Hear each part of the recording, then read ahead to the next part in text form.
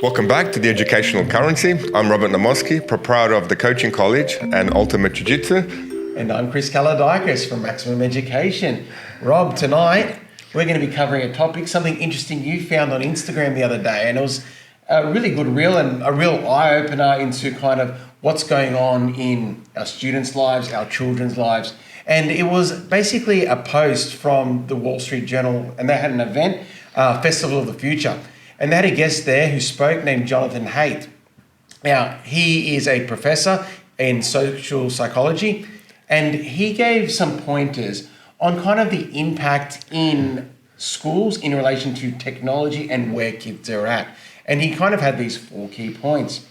Would you like me to go through them, or would you like to go through them yourself? No, absolutely. Go through them, because me and my wife were discussing these points. At this point in time, we've got a 13-year-old daughter, and this has been an issue for our family for the last 3 months. And that's the thing here. So look, we'll go through the points and we'll talk to him. So look, the first point he spoke about was no smartphone before a child is aged 14. And then he followed that up with no social media until a child is 16. Saying as well, wouldn't it be great to go through those developmental years without having those pressures that social media bring with them? From there, he also spoke about phone-free schools and how great that would be because of the trouble that they do cause in school and the factors that can't be controlled when they've got those phones on them. And then his final point being that children these days need more independence and more responsibility, stating that we haven't really had that since before the 90s, okay, where that was that golden era, and that's something that we should strive for. Yeah, absolutely, especially no phone before 14 was a hard one for me and my wife. Yeah. And we were, okay, with my daughter, you're going to start high school. And I was telling her, in high school, yes, you'll get a phone. She thought day one high school. I told her, relax. I promised her, in high school. You just got there. Warm yourself in a little bit. But then what we realized was through the phones, they communicate. Girls would put group chats in, they'd organize meetings for their assignments, and my daughter was missing out. She'd miss out on the times and places and events. And we spoke about it with my wife, and then we realized we bit the bullet. Okay, we got her a phone. Now we are concerned about it, and we are monitoring her usage of it. But it was one of those things where it reached a point in our society where it becomes a form of communication. And we didn't want her missing out on meeting up with her friends, and it became to impact her assignment work, especially the group assignment work. But we're still worried about the social media because, no, she does not have a social media presence, and I hope we do stick to that age of 16 plus for social media presence. And as the psychologist said, they asked 18-year-olds themselves, they wish they didn't have one from all the stress and pressure that they were going on into his talk. So it was one of those things as a parent for us, it was, okay, here's your phone and we trust you with it. But if there's any point where the trust is broken, the phone's gone. Yeah. This is something parents need to consider, especially my conversations over the last month with at least about 8 parents was their concern about their child playing video games on their computers, in their bedrooms. And look, you just got to take the computer out of the bedroom. And when the parent turns around to me and says, I'm not sure I can do that, now I don't really know what's going on with that child. I really can't comment after that. Maybe a situation where they can't. But on the other hand, with mobile phones, well, you've got everything in your mobile phone. You've got your video games, you've got your computers, you've got your TV, you've got your music, just like the psychologist was saying. And for someone my age, it's the equivalent of, like you said, bringing to school your TV, your video games, your CDs or your record players, everything in that one little electronic device. And this becomes the biggest problem for us as parents, as teachers. I mean, how much of an access do we give our kids on this device? Yes. At what point are they addicted? It becomes a real concern, especially now. You know, my daughter's here, high school, and yours are approaching. They're approaching, they're getting there too. And like, even in my own experiences too, the things that I've witnessed at school with technology as well, and kind of, it's, you look at this statement and what's been said here, and it's true, all of it's true, and we're all in agreement. It's just, how is it implementable. And essentially, how do we do it in a way that, like it says back to the fourth point, finding other values for young people to enjoy that, grow their independence and grow their responsibility too. But yeah, I've seen the challenges in school, and yeah, I'm catching up to you with my children and where the conversations start coming up about technology. It was a big discussion for us because she asked for a mobile phone in year 5. And it was like, well, such and such has got one. And my response was always the same. Well, her parents love her more than we love you. And off she goes. Learn that. Yeah, and off she goes into her room. That's it. Which was a good response. She knows I love her, but that kind of summed it up for her very, very quickly. But then moving into year 7, when you feel she is missing out on the communication with her friends that these devices provide, that kind of swayed us, discussing it with my wife, to actually let her have this, but she is monitored with what she's doing with it. Yeah. So with that comes, she is in year 7, comes the mobile phones in schools. Yes. So you're a advisor. Yeah. What's your experiences on that? And look, it's been interesting on what's been happening with mobile phones in schools. End of last year, the government brought out a policy saying mobile phones can't be visible in schools. And schools have attempted to address that in a few different ways. Some schools, they have the pouches and students put their phone in a pouch at the beginning of the day and they can't unlock these pouches till they exit the school. So they still have their phones on them, okay? So they still have that security, their phone's there. If they need to contact their parents, it's still there with them, just that it's inaccessible. They can't look at their phone while they're at school. Other schools have punitive measures in place too, where essentially if a student's seen looking at the mobile phone at school, they get given a detention. Okay, and that's to comply with the policy as well. So schools are all addressing in different ways, okay, which is great and in line with what's been said there. I think the challenge that comes with it, and you've highlighted it with what you've been saying yourself, is the connective area related to the phone. It's like you're being told you can't speak to your friend when you say to a child that they can't look at their phone, because that is how they are communicating with their friends. That is their social network in there. And sometimes it's hard to break down that barrier. And when you're at school, you can talk to your school friends. And, you do things interacting, the social skills with your school friends when you're at school. But, and then not feel that disconnection when their mobile phone is not with them. So from that aspect, that's been one of the areas I've seen as the challenge. The other big thing on a mobile phone that I've seen cause a lot of trouble is just the camera. Okay, cameras on phones cause trouble because whether it be just things are happening at school, they might be trying to prank each other and record it and then put it on social media, which is horrible. Or if something silly is happening, they get out their mobile phone, they try to record that too. But also in situations where a student might feel threatened, they get their camera out and think recording is going to help them. But then I've noticed in those situations, it actually does the opposite. Accelerates it. Yeah, it escalates the incident because that person that's intimidating does not like being recorded. So the camera itself attached to mobile phones is a big issue too. So I'm very glad that that policy came out from the government and that schools have to do things. It's also made it easier in addressing students in, you got to put your phone away, because it's no longer just a school rule now, it's a policy. So there is that support there. Is it fully complete in schools? No, it's not. It's still an ongoing battle for those reasons mentioned, but that's kind of where we're sitting at. What have you seen, Rob? You're new in schools. What have you seen? Well, first of all, okay, imagine us back at school. You can stick in your pocket, again, like the psychologist says, your TV, you can stick in your pocket all your music, and it's in your pocket. Of course, you're going to naturally reach for it. Yeah. So having a student being allowed to carry their phones in their pocket and then giving them punitive measures on it, it's going to happen. Yeah. For myself, I'm more at the stance of, well, if it's in their pocket, they're going to pull it out. Please stick it in the bottom of your bag. So it's almost a question of don't even keep it in their pocket. And I'll give them that one chance where if it's in your pocket, I see them attempting to reach for it, or they have, it's, okay, can you please stop? Look, you would be on detention now. Stick it in the bottom of your bag now.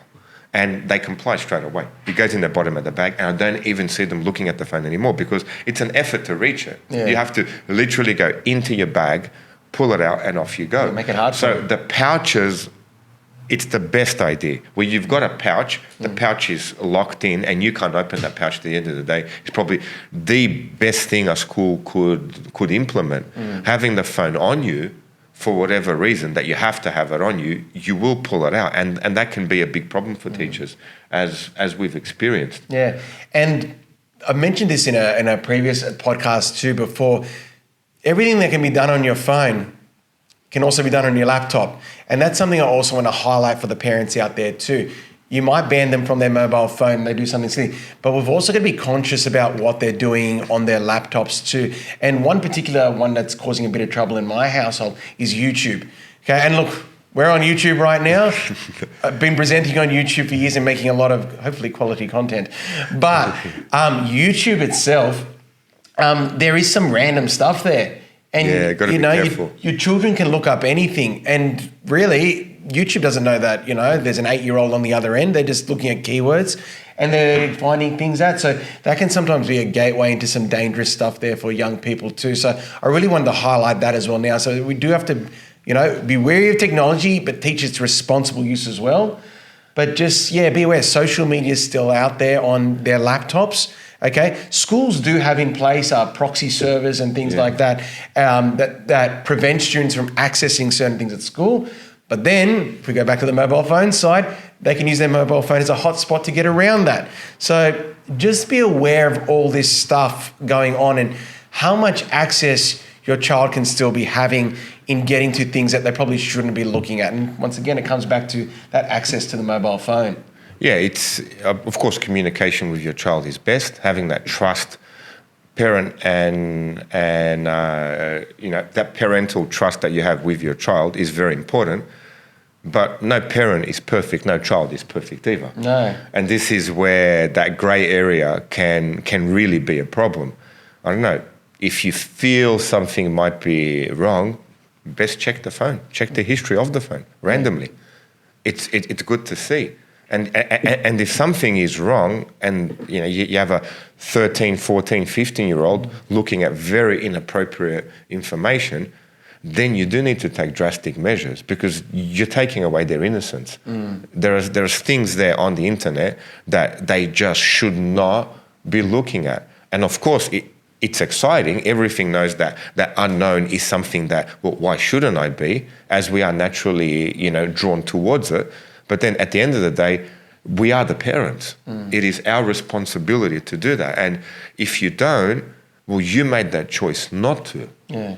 And you can't blame the child for it. This is something as parents that it's almost, you're damned if you do, you're damned if you don't, but I'd say you're more damned if you don't. Yeah. At least do something, and even if it has consequences, pick up those consequences later. But like I said, every situation is different at home. And I've had talks with parents where it's like, okay, remove the computer out of the room. I'm not sure if I could do that. Now, if a parent says that, I don't know what other issues there are. I don't know what the child's going through that the parent cannot do that. And obviously, I can't ask. But if you can, you absolutely must get that done. First and foremost, there should be no phones or computers in their bedrooms. Absolutely none. I mean, when they're going to sleep at night, we did the talk on sleep. No telephones, no phones in their bedrooms. Even from just that context of sleep, that alone. Absolutely. Just the context of sleep and the context of the bedroom is a private place where they may get curious about certain things that they shouldn't. We keep a pretty strong policy at home with that. That's good. The phone is charged on a charger that's in a little office. Plug it in, leave it there. You do not need it in your room. If you need to use your phone, well, just use it in the bedroom. If you are taking it in the room, well, it can be during the day. I don't know, doing some homework, texting some friend, communicating with your friends, which at this point in time for my daughter's age, we do allow for that. But there's a big trust in having that. So I think, and it is scary for a parent. I'll tell you now, me and my wife spoke for weeks, even months about that topic until we realized it was affecting her social communication with her friends, and then we allowed it. Now, what happens with it, time will tell. Yeah. We'll have to have a follow-up on this one, won't we? Absolutely. And I guess that's where we kind of came into this podcast thinking we're going to have two hats on. We've both got our teacher hat on, and then we've got our parent hat on. And it's funny. So like, if I could tell you just a bit about what it's like as a teacher at school and you see a kid's phone is out, well, you just wish your instinct could be, get the phone off them, put it on the table, it's confiscated and gone. But you can't do that for many reasons. One of the main ones being is that teacher drops the phone, sits on it and goes missing. Suddenly the school's accountable or the teacher's accountable. And so that's where we need the parent support on that end. But then we also understand from the parent's side, I want to be able to communicate with my kid. If they're in trouble, I want to know where they are and I want to have that line of communication with them. So it is a very hard situation to analyse. It's like, it's a necessary evil. The idea of a smartphone versus a dumb phone, like you wish they had the Nokias out there still. The bulletproof. Yeah, that's right, you know. And that's it. All they could do was take phone calls and text messages. You wish that was still available. And I do believe there are options available. Yeah. But then comes the level of the status that's associated with having certain types of phones. And I think that's the younger generation where they're at. They don't want a Nokia. Even though that might be the best thing for their learning and minimize distractions. No, they want the latest iPhone or Samsung, okay, with, you know, up-to-date, shiny camera, everything like that, because there's a status. So it is such a balancing act between, well, this is for your own good, but then it also causes these dramas as well. And so I can understand where parents are. So from yourself as a leader of well-being, what's been the biggest drama with the phones at school? What would be something that you would like to, okay, if I could eliminate this from the issues that, let's say, you've got the year 12s, what would you like? Look, it's what's already being targeted. Just, I don't want to see them. I do not want to see the phones out at all. Like I said, it's the camera on the phone, that causes trouble. Social media, it causes trouble. It's going around the school and then they message their mates to come meet up with them somewhere. That causes trouble. So I don't want to see them out of their bag. You gave very good recommendation there. Have it deep in their bag somewhere where they can't access it, because every time they have it, they have an immediate communication with everyone at the school. They have immediate contact to networks where they can post things. So it causes trouble. This policy that was brought in was great because it's been minimising that. Okay, and it's just given that little bit of leverage that we needed. But just those aspects of the camera, social media, instant messaging, all of that, that all can cause trouble and can cause it very quick. And I'm at a pretty good school. I think there's even worse issues that could be happening too. And there have even been well-being issues that I've heard happening between schools. And, you know, stuff that is obviously a bit more horrible and more criminal occurring too, because of mobile phones and their ability to record things and for them to be posted and shared amongst people. So it just can cause so much trouble. So yes, I do wish that they could be put in the back. But then in saying that, if my daughter was in trouble, you know, and she was, you know, needing me, I do wish she had a phone on her to contact me. So I'll tell you the truth, there is an advantage. I'm driving to pick her up, quick phone call. You know, I know it's 3 o'clock. School's finished, it's 10 past 3, quarter past 3. Okay, come out the school, turn right, keep walking, you see the cars lined up with me. It is a form of communication. We cannot deny that. So it's a question of, well, nearly every child has a phone. They can afford one. So then from your perspective with the school, are there programs in place to teach kids about this, or is there something that you do in particular to address it? Or the only thing we do is responsible use of ICT. And like I said, that jumps back to the laptop. Okay, we talk about how to use that, and, you know, this is what you should be accessing when you're at school. You know, log into the network, you'll be automatically taken to these places. So we talk about responsible use of technology. It's usually year 7 when they first start. And then really I've only got access to the computing students, you know, where you talk about the social and ethical issues related to technology and all that. So not so much, not really anything targeted at the mobile phones. I would say that the mobile phone discussions probably have to happen at home. Like you said, with your daughter, you had to go through the rules with them. And I think that's very key here, that if you're going to be given this device, you've got to be able to be trusted with that device, and you've got to be responsible for that device. Conversations are everything. We need to be speaking with our children in those hard years as they are teenagers, because they are, which goes back to the 4th point of what Mr. Haight was saying too, that we do want them to have independence and responsibility. But trust is a part of that. And I guess that's a level with the mobile phone too. It's also a question of maturity. Yeah. And we decide as parents, like, is your child mature enough for this device? And if they're not, well, really, is it the kid's fault that it's the child has this device in their hands? And as parents, we have to take on that responsibility. Yeah. You can't just say, oh, I can't do anything about it, and oh yeah, you just lift your hands up. It's too hard. As parents, you make that decision when you do that. Either way, so it is a question of, okay, then the second thing is, I'd like to see, how is this device affecting the child? How's their communications? How are they communicating with people? And there was a funny scenario. This happened probably 10 years ago. I'm at my brother's place, and my niece is there with her friends. They're all on their phones. Yeah. So I needed a drink of water. I needed an orange juice. I got to my brother, check this out. I pull my phone out. I text my niece, can you give me a glass of orange juice? Yeah. She's literally sitting 2-3 meters away from me. She gets up, pours me a juice. I said, thank you. And she sat back down like it wasn't even a problem. She pick up the phone again, or? Yeah, she picked up the phone. Right back into business. Yeah. Right back into business. Now, she's a lovely girl, happily married, very intelligent, working a corporate career. Yeah. And that was the first time I went, oh, wow, I'm really disassociated with this generation. Yeah. But then on the other hand, tutoring kids where the parents go, oh, he plays video games at night. And these are really good kids. And I go, what do you mean video games at night? Like, it's a way they communicate with their friends. It is online gaming. So instead of going out, they put in a little headset, they jump on a computer, they talk to each other, they shoot people, and there's a Call of Duty, or I forgot these. Yeah, that might have been a while ago. I don't know. Last video game I played was called Pac-Man. Yeah. That's it. Everybody knows Pac-Man. It is the best video game. It's a toss-up between Pac-Man or Tetris. I'm a Super Mario man myself. You're a Super Mario man yourself, so I shouldn't complain about video games. But then, as a teacher, from your perspective, as the generations come through, do you see a lack in something, maybe communication skills, that judging each other, judging emotions? Have you noticed, does that phone take that away from students? Or no? Well, look, yes, definitely. And back to the point of the Instagram video too, that was with the fourth point, that they've got to get away from the phone.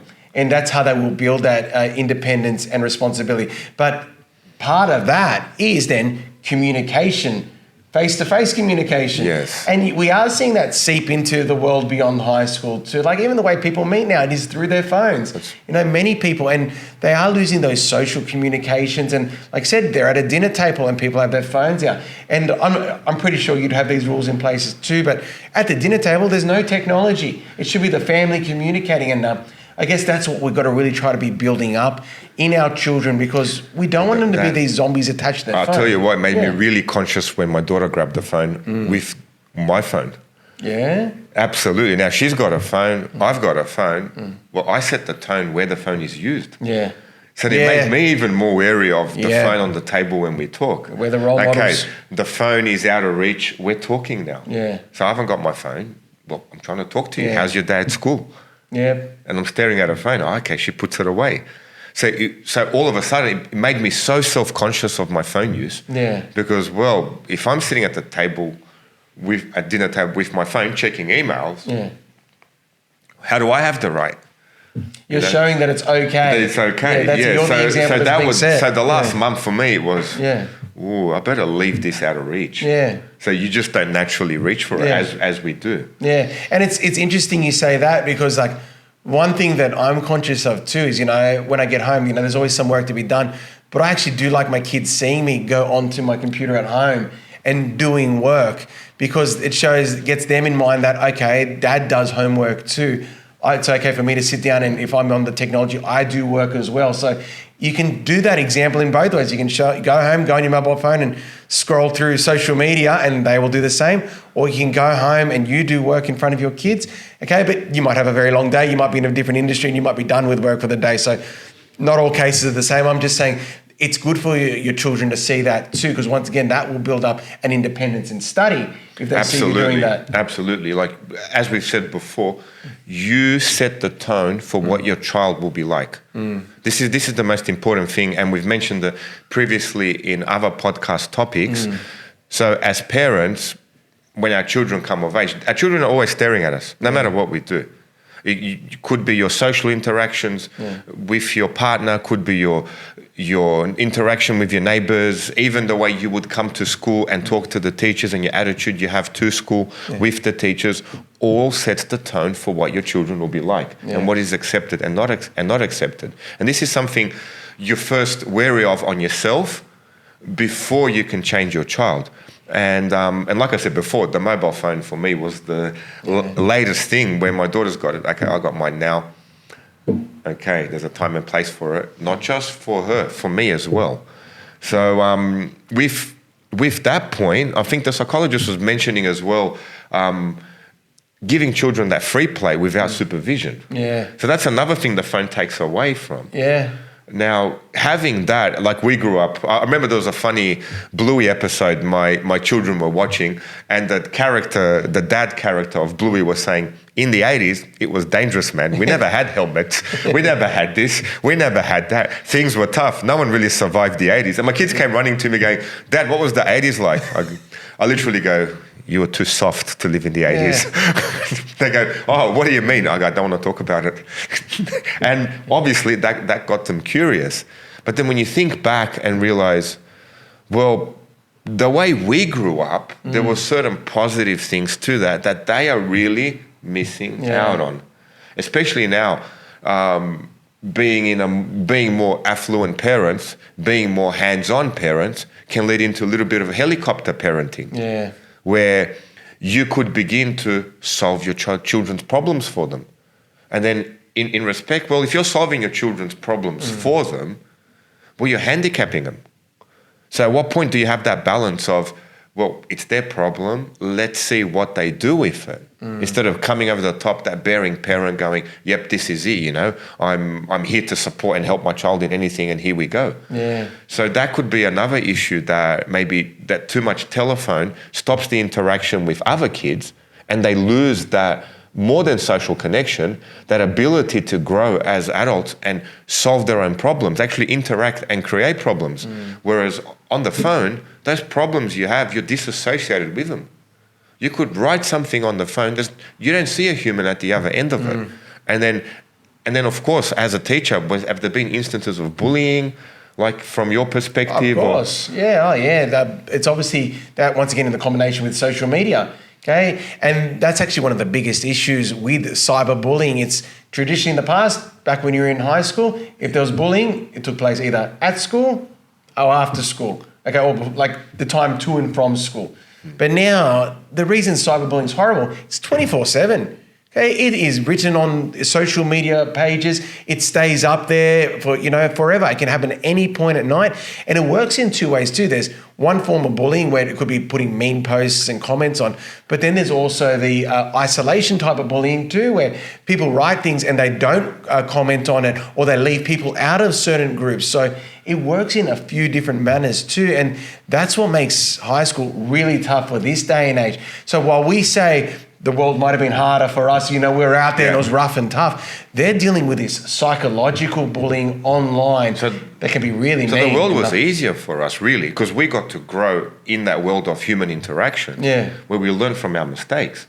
But this seems to be that human disconnection, where you can really get quite nasty when you haven't got another human in front of you. Yep. And we've seen that across all social media with adults. It does. It desensitizes you, because you don't see that person at the end. You don't realize that is a person, that you're picking on. So what would you like to, if you had to fix one thing in the school, where, let's say, you had the... My school is perfect. Theoretical school. Theoretical school. So if you had to put in a policy, what would you like? Because you've been coordinator for a while, you've seen a lot of scenarios happen. What would make your job easier? Look, In relation to mobile phones, like I said, I think they've done it. I think bringing that mobile phone policy, I think that was good. Okay, that has been great. I think really if we're pushing anything with this podcast today, it would be, I guess, the parents to support on that angle, which 99% would be. Yeah. Okay, but the thing is, like I said, that status associated with the phone, and then the social media aspect too. Once one kid kind of has a phone and they're flicking it out and doing stuff, it spreads amongst them because everyone wants to be the cool kid there too. So I think it has to be conversations that I had, like you said, conversations you've had, conversations that I'm sure many parents out there have had. That's where I think we've got to see the support too with the school. So exactly, I have to agree with you with that, getting the parents 100% on board with us. Yeah. And because the parents are the first point of contact, and it's the parents that dictate the usage of the phone and what they do with it. Yeah. We can only do so much to a point, but getting the parents to discipline when necessary, removing the phone or allowing certain usage times does benefit the child, benefit their education, and obviously gives them a chance, to grow into the best version of themselves. And on that point too, the times that trouble has happened at school and technology was involved, when I spoke to those parents, they said straight away, yep, I took the phone off him straight away. And then you took the console game and the PC off him too, okay? Yeah, that's fantastic. That is good. So that's excellent. Yeah. So you show that you mean business on your end as well. Oh, absolutely. Always like that. It's like the 1-2 punch. You get the punch from school, the punch from home. The kid learns their lesson. I have to. I draw my students out there. Thank you for the support. Absolutely. Because at the end of the day, they are kids. Yeah. Even though they can stand in front of you like adults, the brain completely develops till 25 years old. Yeah. I heard in some men it's 35. I don't know. My wife still reckons it's going. Some 50. Some 50. But then it does become our responsibility as teachers and as parents. You can only blame the child to a point after your actions. Yeah. You can't just blame the child, and this is what I truly believe in as an educator. Yeah. On another perspective, what about the laptop? Since we've got the phones in place, how do computers play a role in this? Look, like I said, the computers give you just as much access to all those things that are on your phone. They're not as subtle, obviously, so they're not always on them. But if you're going to confiscate their phone, you might as well confiscate their laptop as well when they're at home. Like it's a necessary evil. I don't like calling laptops evil, but it's a necessary evil because they've got to do their homework on it. Yes. And it is a major source of them for completing their assignments and all that. But then you've got to have things in place on the laptop too. For the younger kids, obviously they're using Chromebooks anyway, so they're very limited in what they can do in that aspect too. But then if your child has a high-end laptop, you got to make sure they're doing work on it as well. It's hard. You said it earlier today too. Not in the bedroom. No. Not in the bedroom. No. Have it in the family area, whether they're doing it on the dining table or you have a desk set up in a public place, just so you can always be there to check in the corner of your eye that they are doing work. And it's not even always that they're doing anything too naughty, just that they're not even spending half an hour picking their playlist for what their music they're going to listen to. They will. They will. It's just one of those things. And going back on the topic, not in their bedroom, a famous psychologist from Tasmania, Stephen Biddulph, in Raising Boys and Girls, there's a certain point in his book where he says, if there's any electronic devices, computers, TVs in the kid's bedroom, please remove them. Don't continue. Stop reading this book. Yeah. Don't read this book any further until unless you've actually removed those devices. Yeah, that's a good point. And it's one of those things as parents, it's detrimental to your child. Yeah. You wouldn't allow your child with a bottle of alcohol in their bedroom to drink it and go to sleep. Yeah. This could be having as much of a damage effect as that would be, as we did in our sleep episode. Yeah. And then throw in the fact that they wouldn't be getting a good night's sleep. And as well, I can see it at school. Walk in, sit down, slouchy. Oh, sir, I'm tired. Oh, how'd you go? How's your night? Oh, did you stay up? Oh, what video game did you play? Oh, did you watch any YouTube? Yeah. Get into a nice friendly conversation of, I like watching this, you like watching that. Oh, this was awesome. And you go, wow, there you go. Yeah. How'd you end up watching it? Did you go on the couch? Did you put your TV on? Because you can YouTube on the TV. We've got these smart TVs now. Yeah. 50, 60, 80, 90 inches. And they've got the apps on them too. Apps are on there. Yeah. Mate, remove those apps from your phones and your computers. Stick them on your TV where they should be. Yeah. Family viewing. Yeah. But then again, like I said before, new technology comes out and a generation pays its price. Where the next generation realizes what was good and what was bad. Well, if this generation is going to pay the price, well, we can, as educators, we can be aware of the consequences. And they are out there. Research has told you, black and white. Psychologists are telling us. Yeah. And before we do finish up, I'd like to ask you, as I said, your kids are a little bit older than mine as well. If we could just go back to that final point. So my kids are a bit younger and I do want to get a bit more independence in them. And, you know, like we said, living like it was the 80s stuff.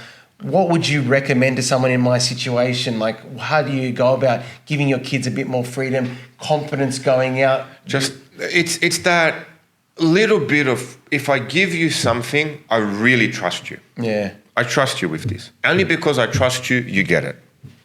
And then I realize, okay, like, I trust you. We have a great relationship. Give me a hug. Yeah. Okay. Okay, you can watch, you know, Bluey on YouTube. Yeah. Or I think my parents, my kids were into, I think, I can't remember, not Paw Patrol. It became that SpongeBob. SpongeBob? Yeah. Isn't that it SpongeBob SquarePants? SpongeBob. And I went, ooh, there's a few themes here that I'm a little bit eerie of. Yeah. Okay. And then Simpsons as well. Yeah. And I went, okay, they're not seeing a few of these. They're kind of, as children, they're overlooking at it. Yeah. So it turns around and went, okay, I do trust you with this content. If there's any of it that's scary, you let me know. We can switch it off. So this is the trust. And if trust is broken, well, it's removed. Yeah. That's the way it was. And you expect it to be broken. Yeah. You realize they are kids. Yeah. They're going to test the boundaries. But then you realize, okay, no more. That's enough. Yeah. You're not ready for that. And I was going to say too, like the one other way that we are trying to get our kids as well to grow independently too, team sports. Okay, my daughter does ballet, and we'll have a very interesting guest in next week in relation to ballet. That'll be really good. Yes. You know that I'm doing swimming too, so building up their confidence. And you must see it with the young kids. With jiu-jitsu, they come in, we physically get them stronger. Yeah.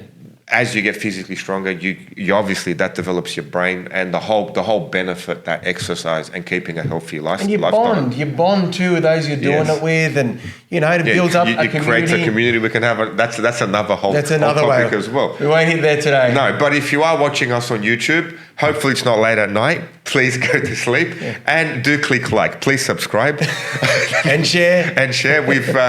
So far, we've had, 16 episodes? We're doing all right. Yeah. We're doing all right. We think we've got a little bit more confidently on camera. Yeah. Thank you very much. And thank you very much for all your support so far, especially all the teachers that have been giving us the feedback. As well. The students that have given us the support. Yeah. If you are interested in seeing the clip we're talking about today, Kate will put it out in our socials, won't you, Kate? That's right. Thank you, everyone, again for another episode, and we look forward to our new guest next week. I'm Chris Kaladakis from Maximum Education. And I'm Robert Amos from the Coaching College and Ultimate Jiu-Jitsu. See you next time. Bye.